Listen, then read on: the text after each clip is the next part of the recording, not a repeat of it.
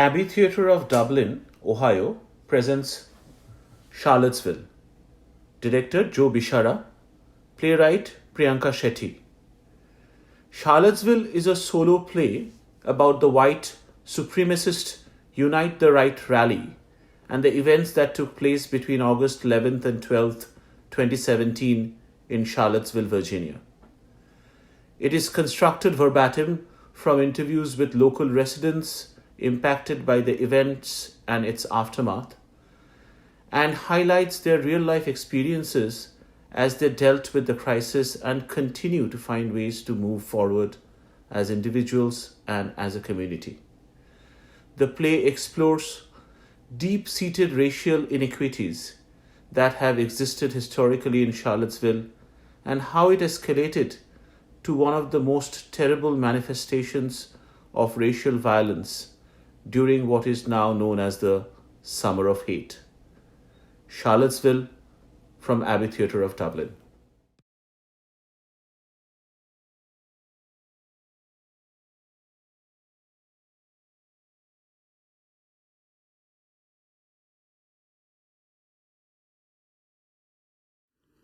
No Nazis, no KKK, no fascist USA. No Nazis, no KKK, no fascist USA. No Nazis, no KKK, no fascist USA.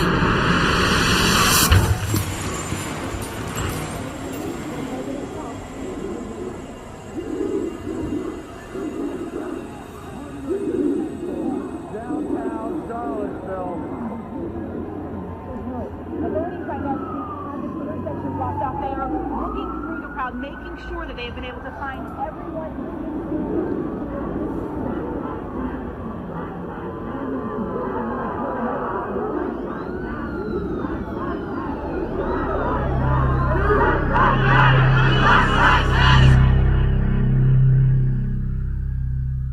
It's shocking when the world doesn't act like it's supposed to act. People aren't supposed to come barreling into a crowd of people. People aren't supposed to cause mass destruction. And then if they do, the people that are supposed to help are supposed to be there. And when those two things happen at the same time, it really rattles your world. There's a cadence to marching.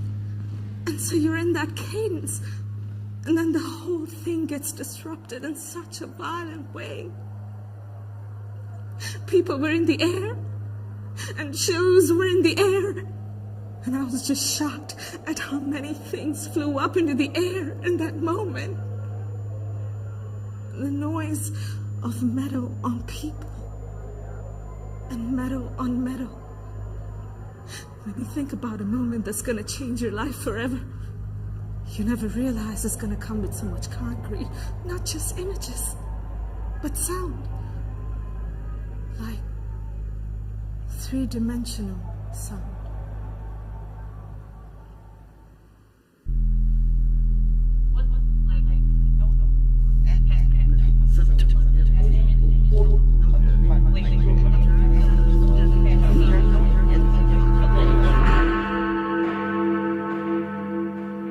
On August 11th and 12th, 2017, I was not in Charlottesville. I was on my summer break from the University of Virginia, and when the news broke out, I was just following all the hashtags on Twitter. When I returned, I found the city a changed place. I wanted to understand what happened here. I wanted to understand why it happened here. I wanted to know everything about Charlottesville before it turned into a hashtag. So I decided to interview the residents of Charlottesville who shared their experiences with me. Let's start from the beginning. I said.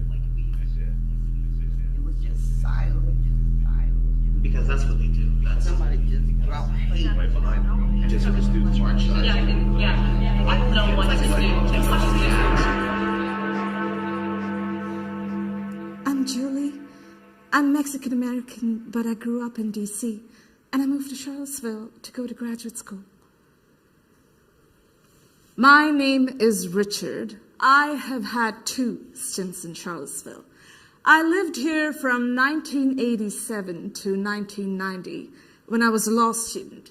And then I came back on May 1st of 2006. And I've been here since then. Kevin, I'm 30 years old. I'm actually from a small town called Louisa, in Louisa County, Virginia. So Charlottesville is kind of the home away from home. I'm Robin. I'm from Louisiana. So I came here as an undergrad, and it's been a couple of years, but it feels like I've been here half my life. My name's Tamara. My friends call me Tammy. I was born at Martha Jefferson Hospital. My mom's family has been here since the 1790s. So, girl, I've been in Charlottesville forever.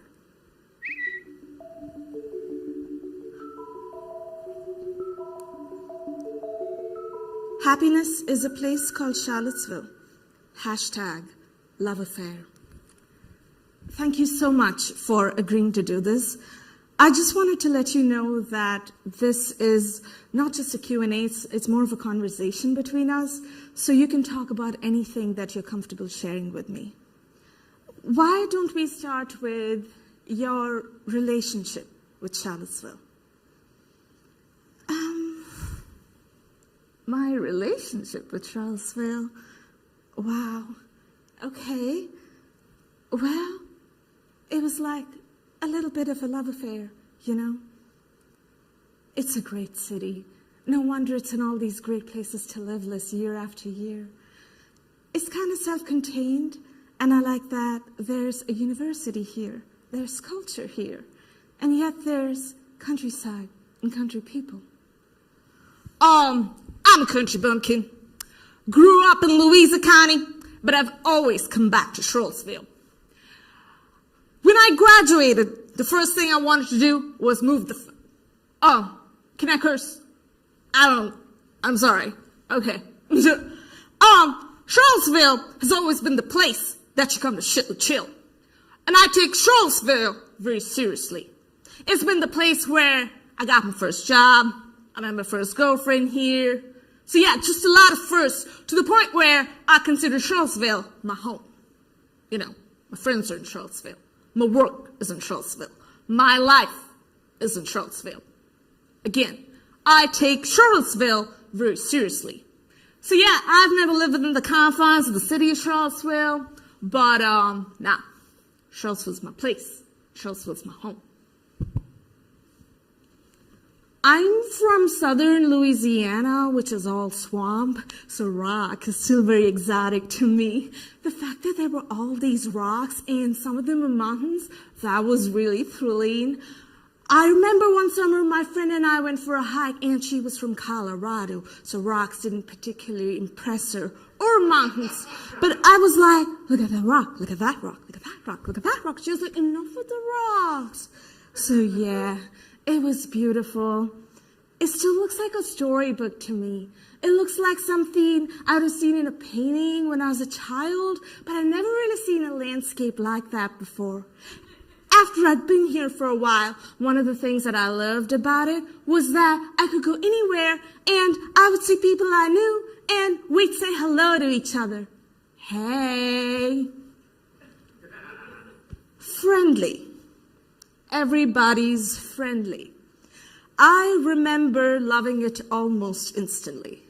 I like the small town atmosphere, and I like that by going to the same places over and over, you could meet people and form a community. I was surrounded by people who were smart and interested in the kind of things that I was interested in.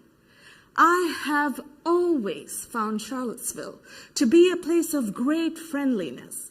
I find it to be a very warm place in terms of my interactions, like if I'm at the store, or if I'm chatting with the person at the checkout, the line of Target or a Kroger, or at a coffee shop, or walking down the open market. I always think of it as the farmer's market. I just think it's a friendly city. I have always found that to be the case. Girl, that's the thing. Charlottesville is this amalgam of pockets of population. So if you go to Reed's, you're going to see a completely different population of people than if you go to Wegmans, than if you go to the Food Line on Fifth Street, then if you go to Harris Teeter. The small town moniker gives people this false sense of security that, oh, I shop here, so this is Charlottesville. I shop at the Barracks Road Harris Teeter, so that's my community. So they don't got to see the people that shop at Reed's. They don't got to see the people that shop at the Fifth Street Food Line. They can live in that little bubble and never have to interact with them.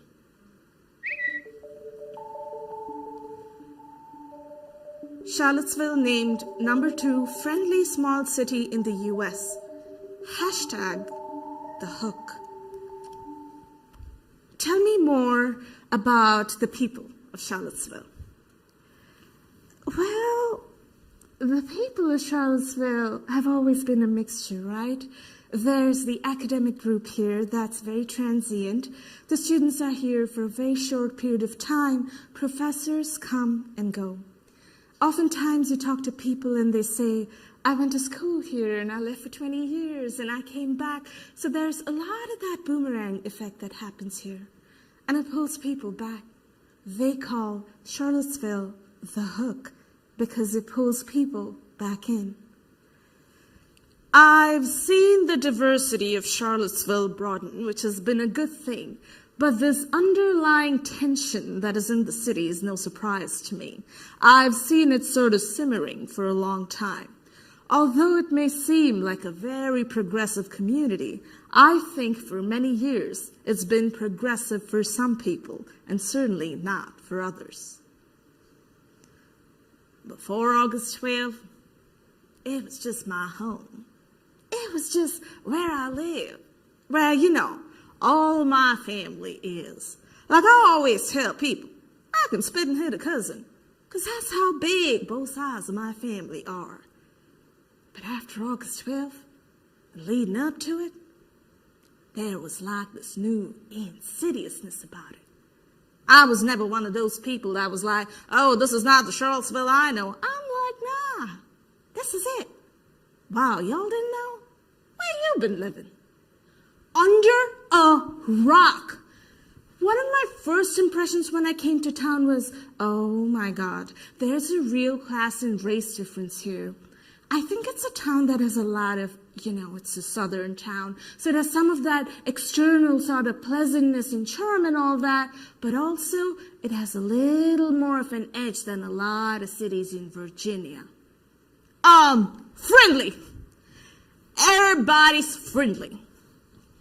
Nah, it's just a little town trying to be a big city. I think Charlottesville is this perfect little cocoon for whatever lifestyle you want to have. I was under the impression that everyone knew.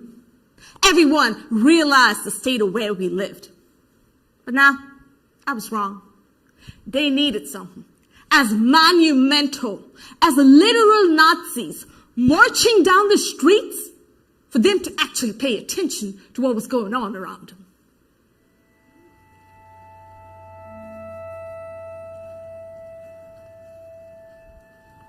I completed the first round of interviews this week. One thing that stood out to me was how some interviewees were able to zoom out, look at the whole thing very logically, and have a removed conversation about the city and what happened here. Whereas others were so mired in their day-to-day struggles that they couldn't get past their immediate concerns.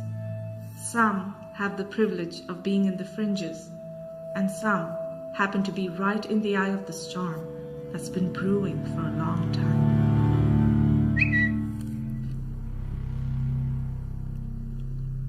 Charlottesville attack puts a spotlight on online hate. Hashtag the dark web. When did you first learn about the rally that was being planned to protest the removal of the Confederate statues? My first exposure to the whole question was seeing the flyer that they made for the Unite the Right rally that had really overt Nazi imagery on it. It wasn't exactly the swastika, but everything but. We had a Klan rally earlier that year on July 8th, And that was just these clowns.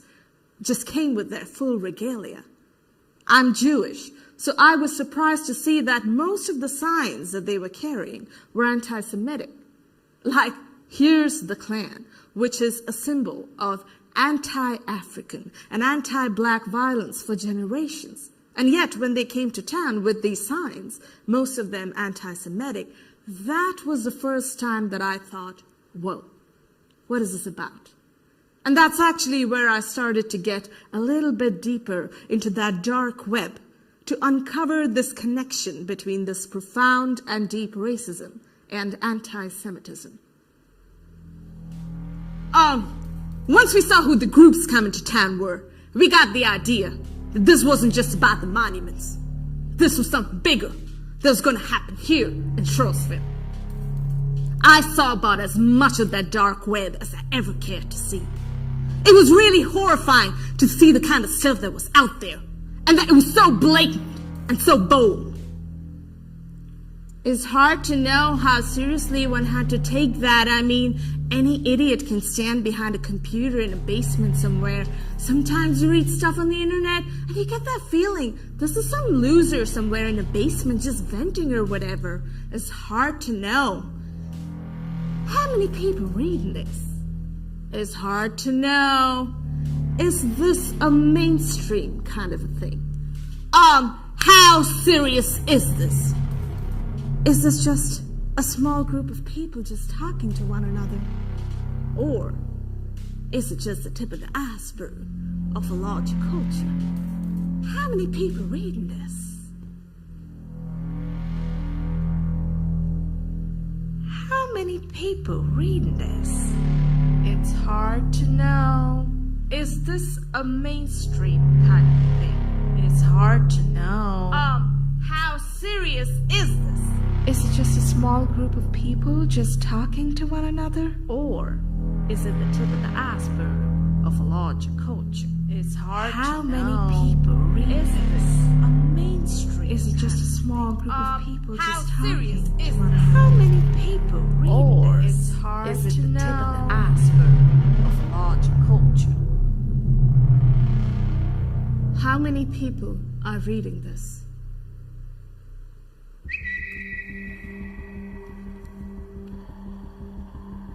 Nazis coming into Charlottesville. Who will stop them? Hashtag Warzone. Where were you on the day of August 12th, 2017? I came here later than I thought I would. I had to run back home because I left my second battery for my camera. I love to take photographs. May I? I wanted to be here as well as be a witness and document it. When I got here, it was a real ghost town. It was very bizarre just walking through the aftermath. I never saw any of what I now sort of refer to as the battle. I just saw the battleground, which was clearly chaotic. There was the smell of chemicals in the air. There was a lot of physical evidence of what had gone on around here. Painted police cars and broken things on the street. It's the closest that I'll ever get to anything like a war zone in my life. I'd set up an art event at Champion Brewery, so I'm standing outside Champion, setting stuff up.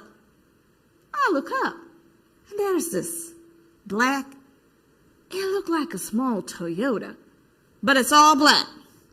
And this tall guy with this huge beard gets up. He's dressed in all black. He gets out and puts on a black face mask. And I'm like, what is that? He's like piddling around in his trunk, and he pulls out this huge black backpack, swings it over his shoulder, and I'm like, I don't know what that is. So I turn to one of the search members and I say, what is that about? And he kind of looks and he goes, okay, you're going inside. I was like, okay, I'm happy with that. I'm good with that. No problem. Turns out he was just a paramedic from Ohio who had driven all night to come and help in case of injuries. He was on the anti-racist side. I'm like, dude, really? You were dressed in all black and have a black face? Really? Yeah, just freaked me the F out. It was very clear there were a lot of outsiders coming into town to show a lot of bravado, it seemed, and stand up for things that I didn't believe in. I called my mother, and she was crying a little bit, and she said, "Don't get arrested." If being arrested is the worst thing you can imagine happening to me, you don't understand what's going on. When I stepped into the downtown mall, there were state troopers in formation. And yet there were tourists and people milling about. It was a real juxtaposition. And then I saw groups of these alt-right people with huge guns. They were very proud of their signage, their armor.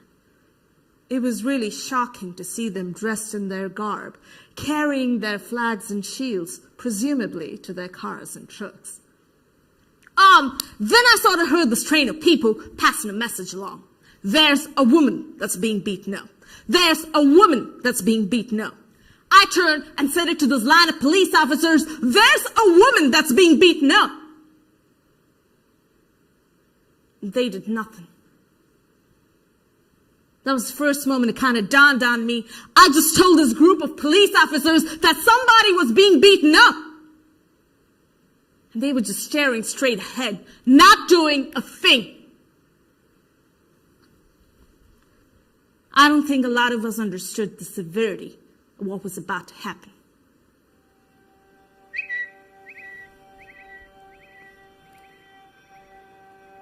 White nationalists used tiki torches to light up Charlottesville March. # Nazi Germany.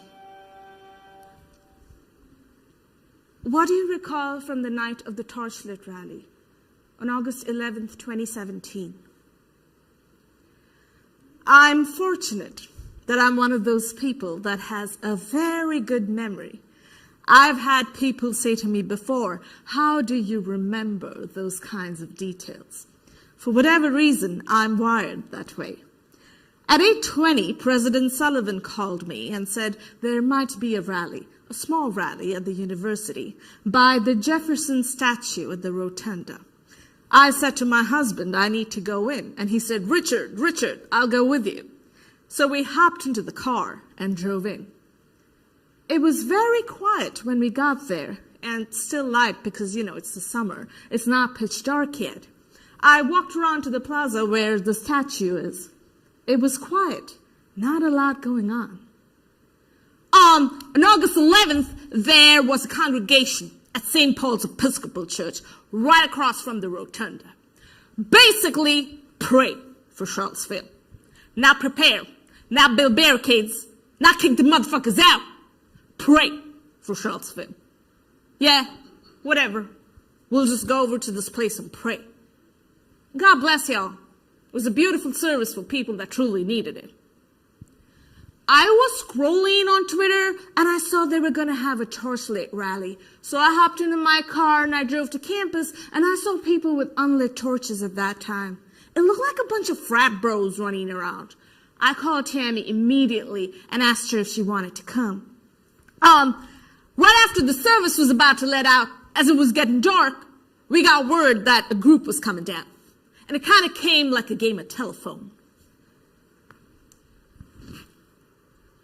There's a group that's coming down. I'm not really seeing anything here. Do you want to come? I think it's important to show up. Girl, come pick me up. Nobody can get in, nobody can get out. The doors are locked and the church is on lockdown. So she came home, picked me up. Right when we got there was when they were coming up the rotunda. And that's when they had their torches lit up. And we heard them chanting, "You will not replace us. You will not replace us." We were both kind of in shock at that time. I think the only thing we knew how to do was a short recording. I heard a roar, like of a sporting event going on, a big cheer kind of a thing. President Sullivan, I don't know if you can hear that, but that's a lot of people. All these torches, this glow of torches. I was shocked by the numbers. I mean, there were hundreds of them. They start to come toward us, and they're chanting, "You will not replace us. Jews will not replace us." And I thought, this is like Nazi Germany. As I got closer, the chant began to change and they all started laughing. When the chant changed to "Jews will not replace us," there was a lot of laughter. We were standing on the raised part of the rotunda, waiting at the top. I saw students and I said, maybe we should join them down there. What should we do? We're the police. And then the fighting broke out. We saw all the students being brutally attacked. They took them, dragged them off the base of the statue, and individually beat them. It was like a cancer cell attacking a healthy cell. We were trying to take as many videos as we could, thinking, hopefully it'll be useful later. They surrounded us. I mean, there were hundreds of them, and we were just 5 to 10 students. We were vastly outnumbered. They were using their lit torches at that point with the flames literally going up through the air. I very much believed they were going to kill us. At that point, we were completely helpless and horrified. As I got around to where the statue is, I saw a circle of them, many people deep, and they were chanting and yelling things. I said to the students, "This is Dean Wills. This is Dean Wills. This is very unsafe. I need to get you out of here." And a torch came flying in. Shit! Around 9:30, they opened the doors from the back of the church so everybody can get out. We crossed around, and all I saw was flashing lights and shirtless, jubilant, adolescent white males. It was like summer camp out there for them. They were having a ball, but a lot of us were living in fear. When all of this chaos is happening, a person calmly walks up the stairs right toward us, flanked by what looked like security. Here, when he was 10 feet away, we realized that's the alt-right leader, Richard Spencer. He walks up and tries to give a speech. "We have won. Yeah, we have claimed and restored victory. We have taken the streets." But no one could hear him. When he realized that, he just dips. He just tries to leave. The police are coming in at that point. We just thought he was trying to evade arrest. We were not having it. I have no idea where it came from, but I was like, we should follow Richard Spencer. I just didn't want him to get away. Or at least I wanted there to be evidence of him just being a coward. So we followed him all the way to the campus where he got picked up. He had like a Suburban come pick him up, but his posse was way too big. So he left kids. He left a bunch of 12 to 15-year-old boys right in the middle of campus, like high schoolers or something. Yeah, they were with him the whole night, just like young kids in white polos. It looked creepy. I legitimately believe it was some kind of internship or training. I would never get that close to Richard Spencer ever again. I got hit with some mace because that was now flying around. It did not hit my eyes so I could still see. I grabbed 2 more students and ran in the opposite direction.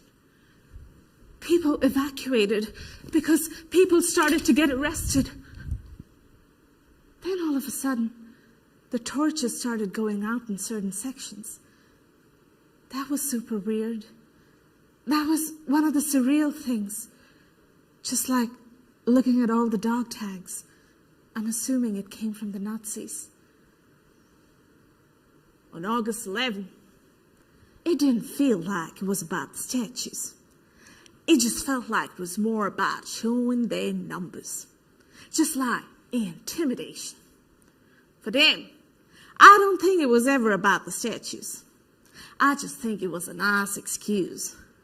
I think they were just like, let's use this opportunity as much as we can to meet our ultimate goals. We posted those videos with the intention of asking more people to come to Charlottesville. After experiencing this, I was definitely worried about what would happen the next day.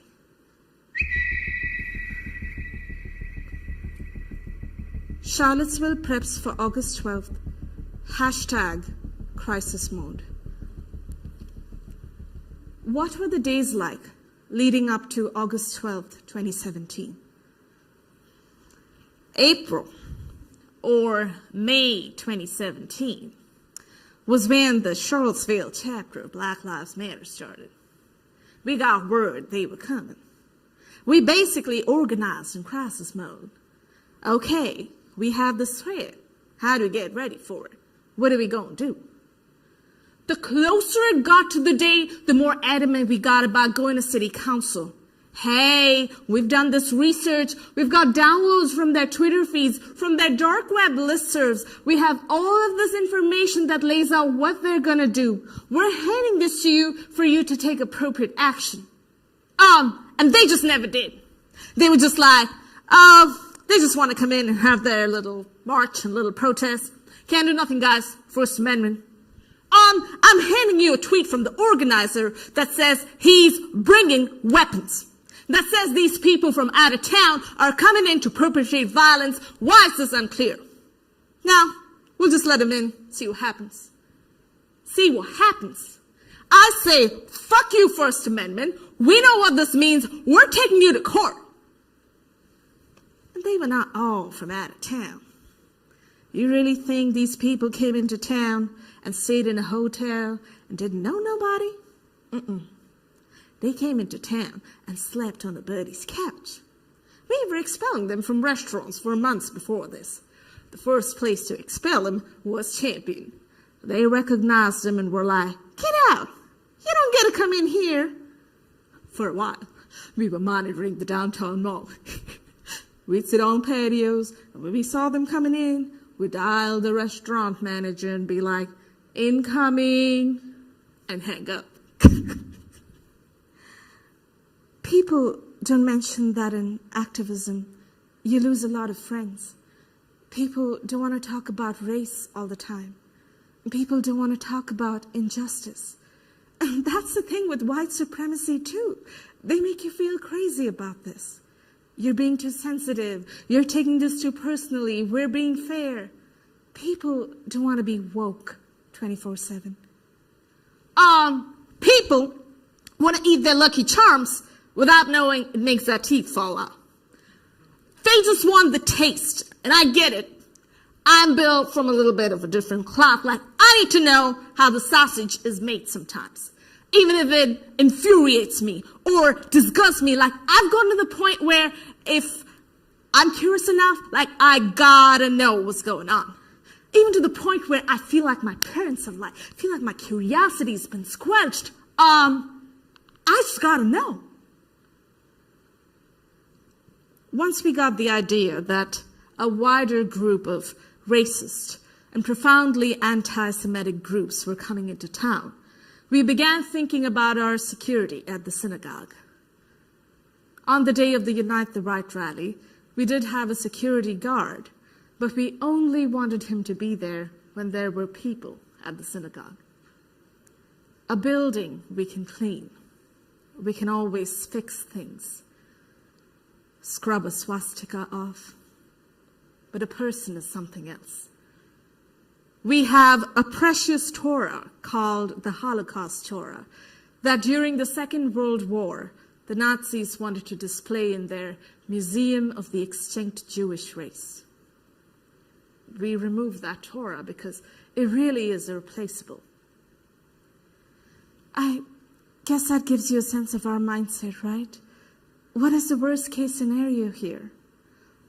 Is it going to be a shooting? Is it going to be a firebomb? Is it going to be an attack?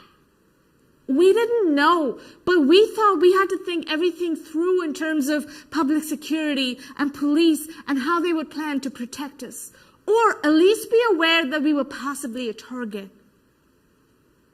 I do want to say, I didn't feel fear at any moment. I just felt a strong sense of determination. We're not going to let this happen in our town.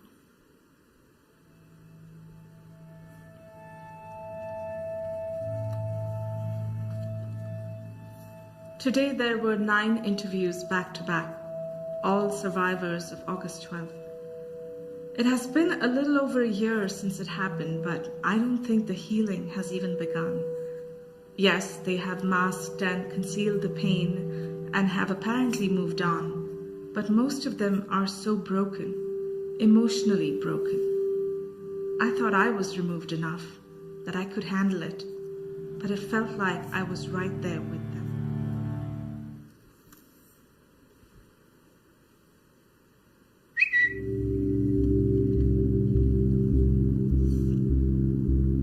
Rally turns deadly in Charlottesville. # our streets. What made you decide to be there at the counter-protests on August 12, 2017? Sometimes you just hear something like, I want to sound cliche, but like a calling, like a touch that just says you gotta be there. So I found myself being there, and I wasn't going to turn back. There was a lot of violence that morning already. Throwing that giant newspaper stand, people getting seriously injured. We knew what was going to happen. They were going to go in. They were going to intimidate, cause people to react. Because that's what they do.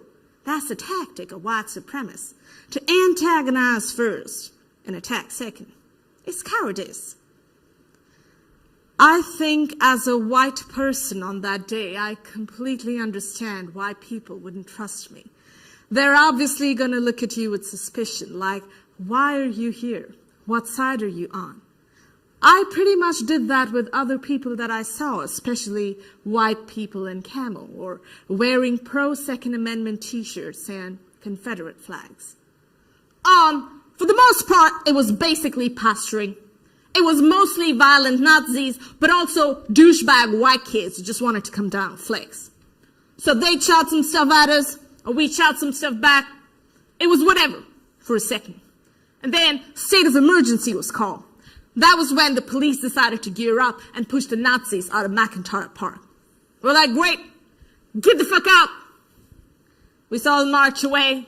We saw Richard Spencer run down the street. And everybody laughed at him. And that's when all the counter-protesters went to McGuffey Park. I went there, put my book bag down, and kind of just laid there in the sunlight. And I thought, everything's done. I was like, threat neutralized. And then somebody said the Nazis were marching towards Friendship Court, a black neighborhood. We just lined up around the corner. And here they come. I step out and I'm like, you don't want to come this way. Don't come this way, because it ain't going to end good for you. Okay, not going that way. We took back our community, and it felt good. I think that was when everyone was on Water Street. It just felt like everyone was convening at that mark. I thought, this is an impressive crowd that's just formed out of nowhere. We just merged with the sea of humanity, and it just felt like 1,000 people chanting, whose streets? Our streets. Whose streets? Our streets. It was like a victory march around the area. It was truly so beautiful, this moment of complete calm. You just knew you were in a safer place. As I was marching, my friend George ran up behind me, put his armor on me and yelled, whose streets? And I yelled, our streets! And we sort of marched arm in arm for a while until he sort of skipped down ahead of me and disappeared around the corner. There were a couple of cars trying to get through, but it was like a party. Nobody was irritated or anything. I remember cheering up because it was just like, we were singing labor songs. I had a washboard and a spoon and I was sort of banging it. There's not a Nazi in sight. We ran the Nazis out of town. They're gone. And it was just so, oh, this love, and here are my people. We're here together, and the day is won. But then I don't know why. The group had stopped. Why are we stopping? Why don't we just keep going? There were a couple of leaders up front with megaphones. Which way do we go? We should go right. Champion Brewery is having an art fest. No, we go left. We always go left. They were trying to make a political statement or something. I thought that was clever and turned left. No Nazis, no KKK, no fascist USA. No Nazis, no KKK, no fascist USA. I had my camera with me and I was feeling sort of nimble. So I sort of ran through the crowd to turn around and take some pictures. And then I heard this engine rev. And I thought, that's weird. There's no cars moving, so how can there be this loud engine? I'm short, so I had to lift my camera up really high. And I saw people partying on my screen. And a split second later, the van that is in front of me travels down to the side, and this car appears. In a matter of seconds, a car is running right into us, and it peels back. Bodies pop out of the car, and there's just people everywhere. And I thought, did this person mean to do this? I mean, in that chaos, to get out of that spot, after the first impact, many of us scrambled. I mean, it's fight or flight, right? I was sure it was going to happen again. Some people fought and ran after him, and others ran in the opposite direction, me included. I ran for the car. I mean, it sounds really stupid because how am I going to catch this car? But I ran and I screamed, Grey Dodge! Grey Dodge! Challenger! I stopped and lose my breath. It took me maybe 4 to 6 seconds to breathe in and know how to speak again. At that moment, an armored vehicle came through. It looked like a military truck. I waved it back and walked back, thinking people would walk out and form a perimeter. Then a guy pops out with a gun on top, with a .50 caliber rifle, and points it directly at the group of individuals who'd just been ran over. And I thought, this is it. There's a whole bunch of bleeding, traumatized individuals with a .50 caliber rifle pointed directly at their face. And that was when we ran out the back of the alley. Get on higher ground, get off the streets, get on higher ground, don't let them hit you. We didn't know whether to stay or run. In that moment, I thought many people had died because all I saw around me were hurt and bleeding people. I'm in full hysterics at this point. I couldn't breathe, completely sobbing. Then a group of people came who'd just seen their friend be hit by a car. And we just sat in a circle and hugged each other. Medic! I saw a person bleeding. Medic! I saw a person with their eyes roll at the back of their head. Medic! I reached down to pick them up, but then again, don't touch them. Let the medic come. Medic! I was attended to by volunteer medics and taken to a makeshift trauma center. And there I was. I came into town sort of late for the game, and I ended up in ground zero for no particular reason. From happiness to victory and jubilation to horror and pain and just confusion. I could hear this woman next to me say she was giving CPR to this woman and she was so concerned. And then some people came and told her that that woman had died. That's how I found out that there had been at least one death.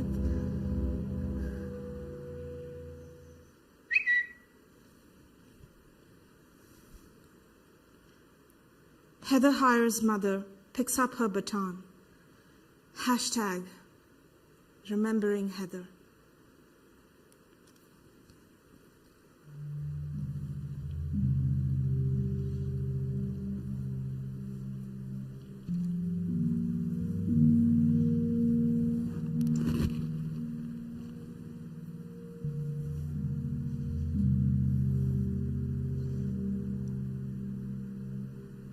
I only lived in Charlottesville for a couple of years.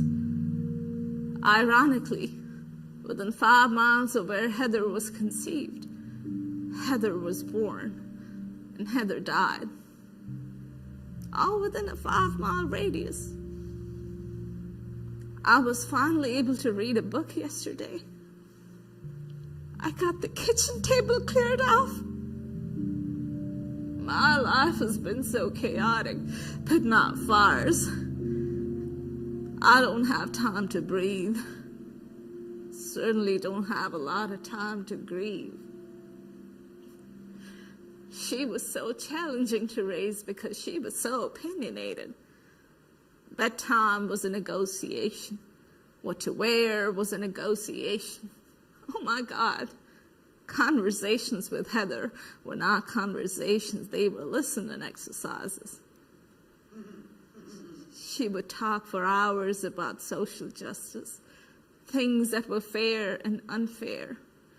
She could quote statistics, not sources. I thought she was finally grown up, but I didn't have to worry about her so much. And then she was gone. Time kind of simplifies in some places and compresses in others. The ride to the hospital was this nightmare of phone calls. I never understood what he was saying. The car, I think she got hit by the car. I don't even know what you mean. I'm calling University Hospital and Martha Jefferson Hospital. They just kept saying, we don't have a patient by that name. That was a particular form of hell. That you know your child is somewhere, but nobody will own up to having him. I didn't have any sense of time when I got there. I just knew my husband was on his way. I just kept thinking, let me just go, my girl needs me. And then they hand me a number 20 on a laminated square of paper that's still on my refrigerator. And then these 2 ladies came, grabbed me on either side and walked me up the ramp. I had been up and down that ramp so many times when I was pregnant with Heather.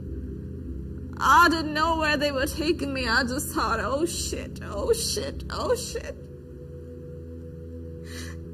We walk down this room, and this man stands up at the end of the room and says, they pronounce your daughter. He kept talking for another minute, but I don't remember anything he said. I just put my head down and wailed. It seems like a million people came through, but it's all a blur because at that point my mind is screaming and I can't form any real coherent thoughts. They asked me if I wanted to go see her, and I said I can't handle that until my husband's here. Finally, when my husband got here, they said, oh, we already sent her to Richmond. I always thought how cruel that was. Why couldn't they wait? I didn't even see her until the day before the funeral. I dealt with the press. I dealt with the funeral arrangements with politicians calling. And I got through it. I'm sorry, I don't normally cry this much. I try to hide my pain from the public because I feel it's like a spectacle. I feel it's like entertainment for some people, some sort of morbid curiosity. I was so driven by my anger that people would dare silence my child like that. People are like, stop crying. Move on, get on with your life. I am getting on with my life. But I can't call it a hole anymore. I just think it's like an amputation.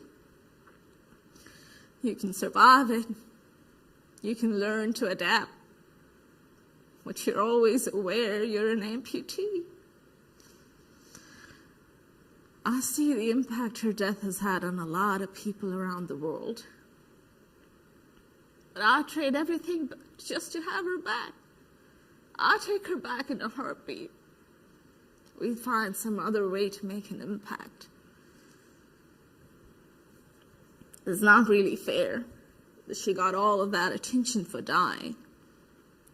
Not the first person to die because of a car driving through a crowd. Not the first person to die because of hate. But she got all of that attention for dying because she was a white girl. I don't think a lot of people in this country realize how violent the alt-right can be. Those who were paying attention did know. Most of us were not paying attention, which is ironic because Heather had a motto she'd adopted. If you're not outraged, you're not paying attention.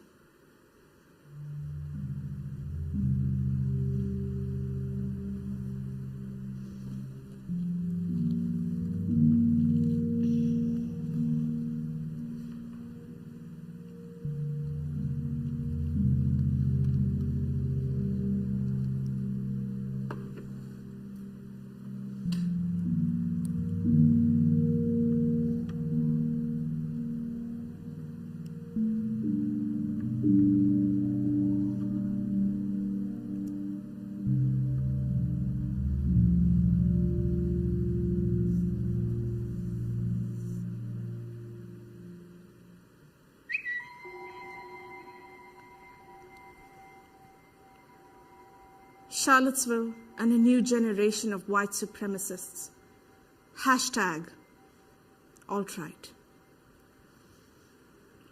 On August 11th and 12th, 2017, I was not in Charlottesville. When I saw the video of the torchlit rally, the first thing that I did was go to the Daily Stormer website and read A Normie's Guide to Alt-Right. Such a strange thing to do, right? People were like, why would you increase the number of hits on their website? Are you out of your mind? I wanted to understand. I wanted to understand how in their minds was any of this justified. What I read shocked me. Normie is a term used to refer to individuals who have not yet joined the alt-right. These people are viewed as incapable of objectively processing information. The core concept of this movement is that whites are undergoing an extermination.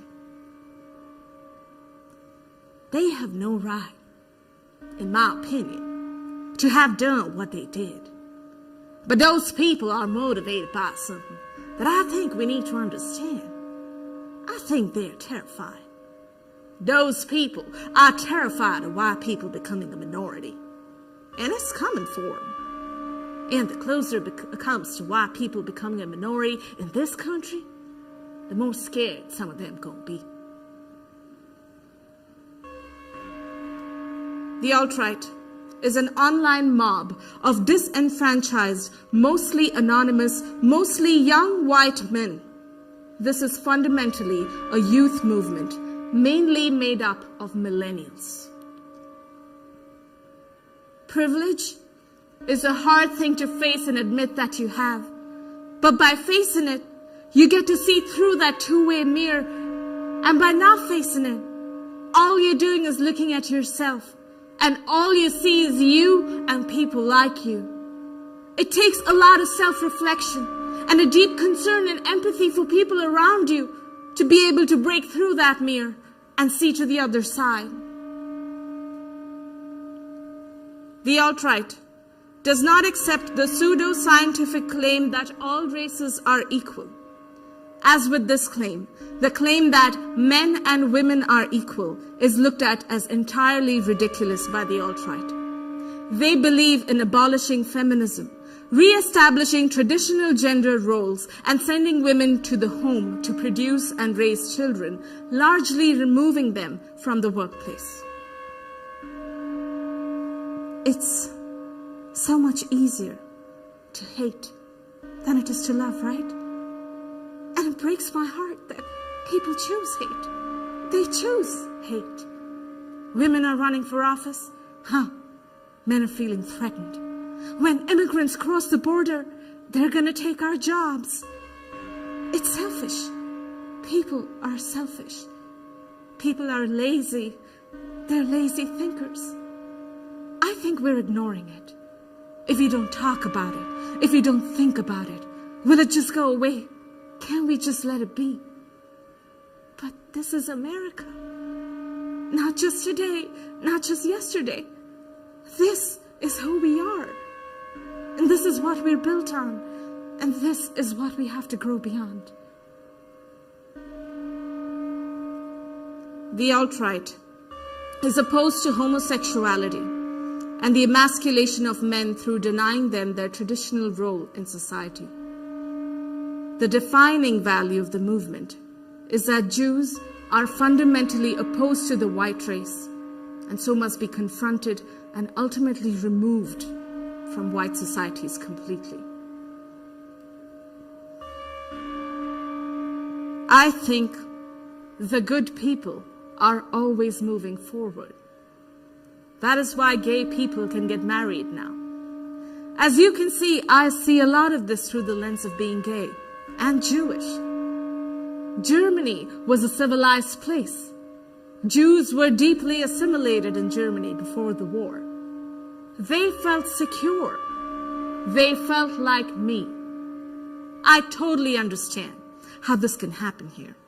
I'm honestly deeply afraid that it will happen here. The Torchlit rally was certainly an example of where we are, where we could be headed. It's not just a theoretical, oh, this could happen here. If we don't do something, it will happen here. What happened on August 11th and 12th, 2017 is a symptom of the battle that exists between good and evil. But I'm hopeful for Charlottesville. I think if disaster comes, and if they're hunting down Jews, there are a lot of people in Charlottesville who will be hiding people. You know, the people in Holland who hid Jews during the Second World War. Yeah, I think Charlottesville will be that place. The alt-right believes in mass deportations of all non-white immigrants, regardless of whether or not they were born here. This includes a repatriation to Africa of the descendants of slaves, or the allocation of autonomous territory for them within the current borders. White supremacy is nothing but white people being brainwashed into believing that they're better than everybody else. And they're sick, and I'm sad for them. Not only does white supremacy take a piece of my humanity every single day, it has to add trauma. It has to replace my solace and my security with trauma. Who wins? It's always white people that wins. So yeah, I'm angry all the time. And I've heard a lot about this, our argument about civility. If these people would have just said it nicely, if these people would have just said it quietly, then maybe people would listen to them. If these people were more dignified in their message, then maybe people would listen to them. Do you know how many times those same people have been brutalized by the police? Do you know how many times those same people have asked you nicely for relief or for understanding and have not been listened to? And then you tell them 1,000 white supremacists who are hell-bent on committing violence on people of color are coming into their town. How do you expect them to react? How many times have I asked you nicely for you to pay attention to me? How many times have I asked nicely for you to respect me as a human being? Now I'm begging you, save my life.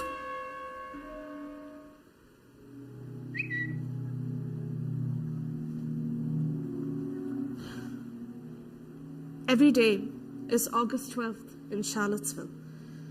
Hashtag moving forward.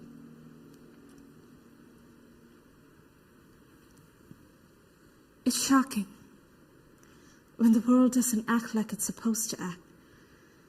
You can't go back to the moments before it happened to you. I used to be the kind of person that people would say, "What are you doing these days? What are you involved in? What are you up to?" Because I always had my finger on the pulse. Now I'm the kind of person that people say, "How are you doing these days?" I want to say time slipped. Time didn't slip. People just didn't come. And those line of police officers were right where they were told to stand. How's that a policeman doing his job? Unfortunately, the way we train police is written on every car to protect and serve. That's not what their job description is. That's their slogan. Their job description is to enforce the law, whether they like it or not, whether they agree with it or not. I kept asking everyone, "Where's George? Where's George?" Later on, I saw the picture that won the Pulitzer. And my friend George is standing prominently, hands to his bald cap head, just watching people sort of fly. He had just had his armor on me just a couple of minutes before. When I think about proximity, that's what I think about. I told both my parents and my boyfriend that if I died, it was worth it. Nobody wanted to do this. Nobody wanted to go outside with bandanas and sandwiches and extra water and signed wills about who would get their kids if something were to happen to them. Nobody wanted that. We all chose to do that because Charlottesville gave a pass to white supremacy like they've always done. I can't even imagine what Heather Hyatt's mother goes through every day, having to talk about it and relive it and cry and miss her daughter. That's the thing, white supremacy kills white people. White people aren't safe from white supremacy. Nobody is. So keep thinking you ain't got a dog in the fight. Keep thinking that. Usually this breaking news happens and you're far, far away from it. That evening I went to this place and there were 4 TV screens. And on each screen there's a person talking about Charlottesville. And they're talking with such confidence. And I'm thinking, I was here. Nobody knows what happened here. And here they were on national news, 4 sets of experts just telling the story. They had 45 minutes to fill, and so they just talked. That to me was a real wake-up call. The rose-colored glasses came off.